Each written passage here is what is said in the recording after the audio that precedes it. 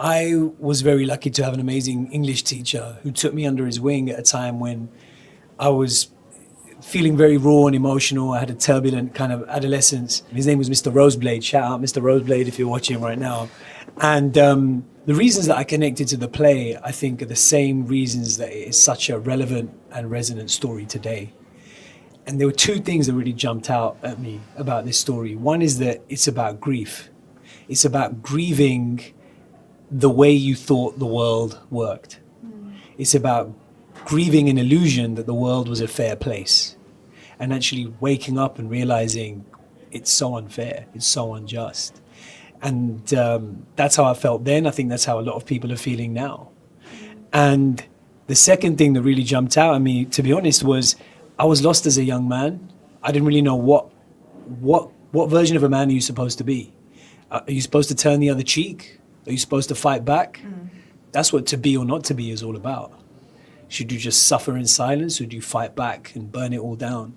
And that's something that I felt then. I think that's something that a lot of people, and in particular men, are contending with right now. What is the correct mold of masculinity to inhabit? And so those are two things that jumped out at me at that point. I've been wrestling with those questions ever since, and I think at this particular moment, those are very relevant questions for all of us.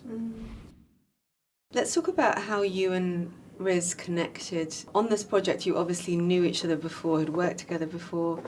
Why did Shakespeare speak to you? And did you have to kind of go back to your school books to get back into it? Or were you very well versed? Yeah, that's a good question.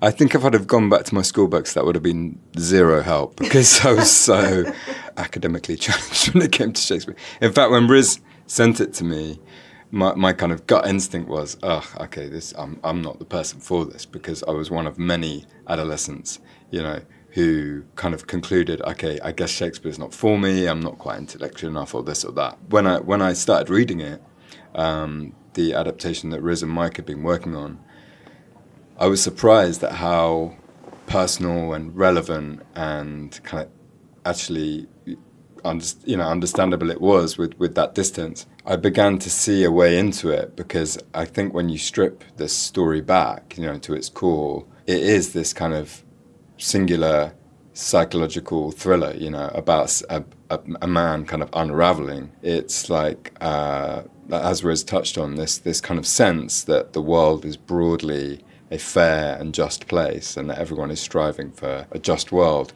has been rendered increasingly an illusion, and I think everyone, including myself, you feel kind of, you question whether it's you going mad or the world, right? And increasingly, I think everyone has asked themselves that question. And that's what is at the heart of Hamlet. And that's right? what's at the heart of Hamlet. Aneil's version Exactly. of Hamlet is very psychological. And yeah, exactly. I thought, okay, when you strip it all back, what you have here is a kind of very personal psychological thriller. And actually what I said to Mike and Riz was, what if we just stripped everything that didn't have Hamlet in it away, The thing about watching Hamlet at the theatre is, my experience of it anyway, was that I felt emotionally kind of at a distance. I felt like I was intellectually observing a story taking place, broadly speaking. It's kind of an omniscient view, right? Whereas you make exactly. it a first-person point of view story, and Riz is telling us this story. So I thought, what if the way into it is to strip all that away? All these scenes where Hamlet leaves and two people come on and talk about what Hamlet did, and then two other people come on and talk about what Hamlet might do next. What if that's all just disappears? And we're no Rosencrantz and Guildenstern. No Rosencrantz and Guildenstern, no Horatio. Those parts and what you get from those parts have been redistributed. So in the original, there's this classic problem that Ophelia as a character is quite underserved. She's just this kind of love interest and this ex. And what we did is we took the best friend role of Horatio and we put that gave a lot of that role to Ophelia. We took Rosencrantz and Guildenstern, these two old university friends, and we gave that to Laertes, so that Laertes isn't just like this kind of enemy, this rival, it's a friend. And then those betrayals cut a bit deeper. So what Mike Leslie's done with the script is he really has preserved the essence of a lot of the key roles. He's just kind of dealt with them really efficiently so that, as you say, you can kind of understand it a bit more clearly, and it just cuts a bit more deeper emotionally in a first-person version of Hamlet. Yeah, I mean, I really understood it in a kind of contemporary, with a contemporary lens, especially when Ophelia's this friend, because that feels very modern, that he would have the friendship with this woman, rather than just this kind of distant romance. I love the soliloquy, what you chose to do with the soliloquy in the car, to be or not to be, and he's driving like a bat out of hell. I was just gripped by that. Can you talk about how you both came to make that into a reality? One thing I'll say is that I think to be or not to be is often misinterpreted, which is a bit of a crazy thing to say, but I think most people, most productions stage it in a traditional way, which is this guy comes out and he's kind of philosophizing about, should I live or should I kill myself? But I don't think that speech is about suicide at all. My Shakespeare teacher at drama school, Rob Clare, told me that if you really look at the words, don't pay attention to how people traditionally perform it. Get that out of your head, just get back to the words. What it's saying is, should you turn the other cheek and just silently tolerate injustice? Or do you fight back against injustice knowing that you will be killed? That's very different. That's much more radical. That's much more urgent and contemporary a question that we're wrestling with. And so if that's what the speech is about, do I just take it or do I fight back? Then the speech becomes about him trying to psych himself up to fight back, psych himself up to face death. It's really a game of chicken. That's what the speech is. Why he's in the So car. we stage it as a game of chicken. Yeah. He's in the car driving a massive truck. And so it's actually not an external thing we've imposed on the text. It really comes out of our reading of the text and trying to represent this very familiar text in a fresh way that I feel is almost truer to what it is actually saying. I think there's a history of those soliloquies, being seen as navel-gazing kind of introspection. And with everything with this film and everything with this adaptation, the MO was kind of, how do we make this feel present and alive and propulsive? And including the soliloquies, if possible, how can this inner monologue feel, present and somehow, alive? Like we are really getting a window into the turbulence of their mind right in that moment. And how can it not be a break in the cinema? Do you know what I mean? Like in the cinematicness, I suppose. What we couldn't have those soliloquies be is a pause in the propulsion and the filmicness of this adaptation.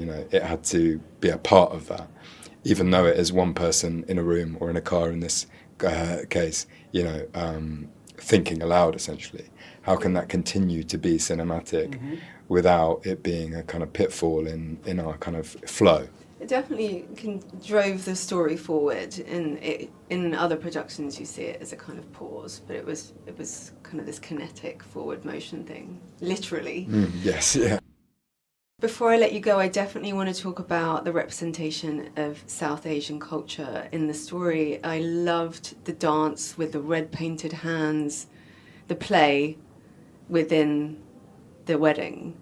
It was just incredible, that moment. It was so powerful. Can you talk a little bit about wanting to bring this to a South Asian context? To talk about the dance, I think the interesting thing about the play within the play in many adaptations from a kind of contemporary viewpoint is that it can feel like actually one of the more antiquated parts of the play, right? This idea that a troupe of players arrives at the court and performs this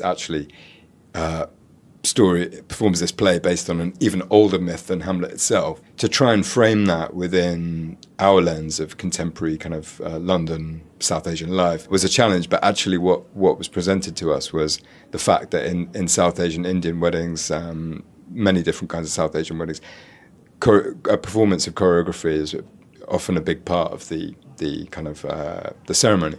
So that felt like the obvious way into it. This family have a lot of money. It feels legitimate that they would really go for it, really cause a splash with that. Riz and I had both had the pleasure of meeting Akram Khan in the past, who is one of the most kind of foremost contemporary choreographers in the world, really. And we thought, we've got to ask him. And luckily for us, he was really up for it.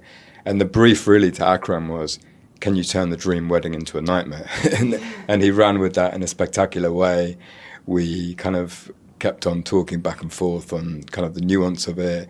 We'd be at the rehearsal process, and it was amazing to see it come together, and an incredible thing to shoot and edit, actually, a really thrilling part of the process. And yeah, what's great is it feels rooted in the actual reality of South Asian weddings.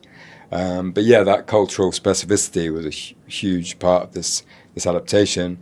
And actually, it was amazing, really, because certain parts of the play that traditionally, when being performed in modern day, can feel archaic and kind of whimsical and fantastical, suddenly within through a South Asian lens of that culture, starts to feel actually strangely relevant, right? Yeah, that was one thing that was really interesting for me when, I was a teenager. I felt like I didn't belong, and Mr. Roseblade gave me this play. What I realized was there's a lot of stuff in this that's part of my lived experience in the Asian community. Hamlet can't marry Ophelia, she's from the wrong family. Or Claudius marries his sister-in-law when the brother dies. That's a cultural tradition about protecting the orphans. Or the idea of spirit possession or family duty and family honor and owing a blood debt in that way. This was stuff that suddenly we realized, like, on one level, it was just simple. If I'm playing Hamlet, that's going to be my family. It's going to be set, and we wanted to make it grounded and real. But once you do that, we realized, oh my God, like, so many things in the play are rendered more vivid and more realistic and brought to life in a fresh way. And I think it just proves to me that, these myths, these stories, they belong to everyone. There's something really deep and profound about the myth that Shakespeare took and based this play on. And I think it cuts across all boundaries of time and space and culture. So we hope that, putting it in this grounded, specific setting that's just true for us actually makes it feel more vivid and real for other people as well. That was so beautifully said. Thank you to both of you. Congratulations on this incredible film. I Thanks so appreciate you much. coming in to talk to us about Hamlet. Thank you Thanks so for much. having us. Thank you.